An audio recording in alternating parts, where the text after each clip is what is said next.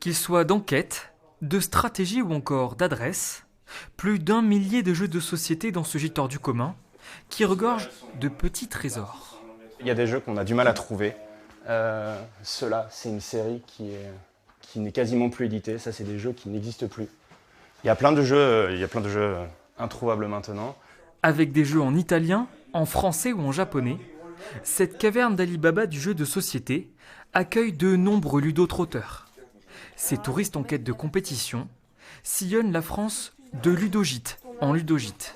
La dernière, à la fin du séjour, il y a un papa qui est venu me voir, il me fait « Mais écoutez, c'est la première fois que je joue avec mes filles, elles avaient 13 ans. C'est la première fois qu'ils jouaient avec ses enfants. » Et ça vous fait quoi d'avoir ces retours? C'est ce qu'on veut, c'est notre but, quoi. C'est que les gens, via le jeu, se rassemblent et des nouvelles expériences et se retrouvent. Ah bah c'est parfait. Hop, voilà, merci Léa. Passer des vacances ludiques dans un cadre agréable, c'est ce qui a séduit cette famille de touristes.